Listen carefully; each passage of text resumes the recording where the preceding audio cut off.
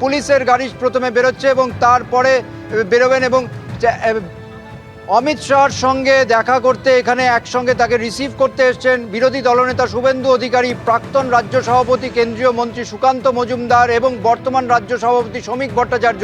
দেখতে পাচ্ছ যে গাড়ির কনভয় সেটা বেরোচ্ছে ধাপে ধাপে এবং কিছুক্ষণ আগে প্রায় 10 মিনিট আগে তিনি এখানে অবতরণ করেন। এখান থেকে পার্টি অফিসে যাবে, নোভোটেলে যাবেন। নোভোটেলে পার্টির কিছু কাজকর্ম আছে সেইগুলো করে সামনে দেখতে পাচ্ছ দৃশ্য। অমিত শাহ তিনি তার যে জোড়া কর্মসূচি এখানে আছে দলীয়, সেই জোড়া কর্মসূচি ছাড়া তিনি এখানে দেখতে পাচ্ছ একই সঙ্গে রয়েছেন শুভেন্দু অধিকারী, শ্রমিক ভট্টাচার্য এবং সুকান্ত মজুমদার। একই গাড়িতে তারা যাচ্ছেন, এখান থেকে নোভোটেলে যাবেন এবং নোভোটেল থেকে তিনি যেই দলের যে কাজ সেগুলো করার পর সেখান থেকে ডেবরায় যাবেন। ডেবরায় জনসভা আছে এবং তারপরে খড়গপুর সদরে রোড শো আছে। দেখতে পাচ্ছ সেই দৃশ্য, এখান থেকে বেরিয়ে যাচ্ছেন, তার কনভয় বেরোচ্ছে এবং সেই গাড়িতে আমরা দেখলাম অমিত শাহর সঙ্গে একই গাড়িতে রয়েছেন বিরোধী দলনেতা শুভেন্দু অধিকারী, প্রাক্তন রাজ্য সভাপতি সুকান্ত মজুমদার এবং বর্তমান রাজ্য সভাপতি শ্রমিক ভট্টাচার্য। বিমানবন্দরে ইতিমধ্যেই কিন্তু বেরিয়ে পড়েছেন কেন্দ্রীয় স্বরাষ্ট্রমন্ত্রী অমিত শাহ। তার কনভয় ইতিমধ্যেই রওনা হয়ে গিয়েছে নিউ টাউনের হোটেলের উদ্দেশ্যে, যেখানে কিছুক্ষণের মধ্যেই পশ্চিমবঙ্গের আসন্ন বিধানসভা নির্বাচনের ইস্তেহার প্রকাশিত হবে। আমি এই নিয়ে কথা বলবো, উজ্জ্বল মুখোপাধ্যায় রয়েছেন আমাদের সঙ্গে। উজ্জ্বল, কি কি প্রত্যাশা পশ্চিমবঙ্গের মানুষের জন্য, কি কি আশার কথা শোনাতে পারেন আজকে অমিত শাহ? কি কি চমক থাকতে পারে ইস্তেহারে? দেখো, আমরা বিজেপি সূত্রে এখনো পর্যন্ত যেটা জানতে পারছি তা হচ্ছে নির্বাচনী ইস্তেহার তারা যেটা করছে তাতে অসংখ্য প্রতিশ্রুতি আছে, কিন্তু সবচেয়ে বেশি গুরুত্ব দেওয়া হচ্ছে গত 5 বছর ধরে রাজ্য বিজেপির নেতারা মূলত তৃণমূল কংগ্রেসের সরকারের বিরুদ্ধে যে বিষয়গুলো নিয়ে সবচেয়ে বেশি সোচ্চার হয়েছেন সেই বিষয়গুলোতে বিজেপি সরকার ক্ষমতায় এলে কিভাবে তার প্রতিকার হবে সেই বিষয়গুলো তুলে ধরা হয়েছে।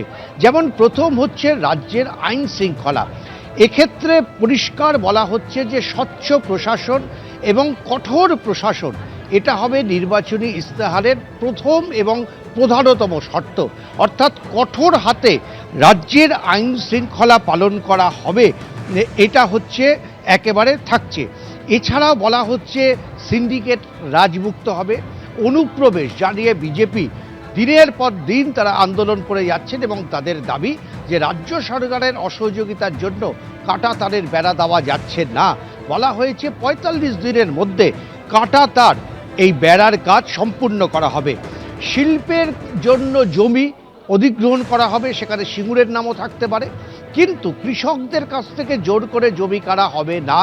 তাদেরকে উপযুক্ত পরিমাণের অর্থ দেওয়ার পরে তাদের সম্মতি নিয়েই শিল্প করা হবে, এটা হচ্ছে তাদের অন্যতম প্রতিশ্রুতি।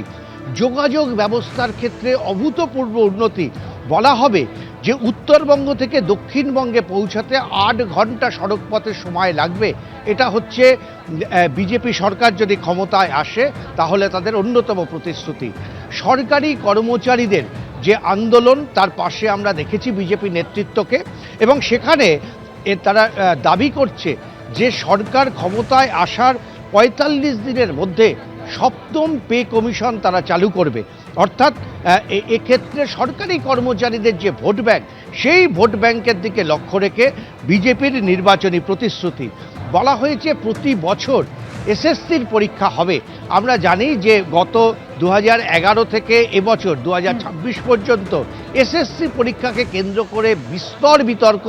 26,000 শিক্ষকদের নিয়োগ বাতিল।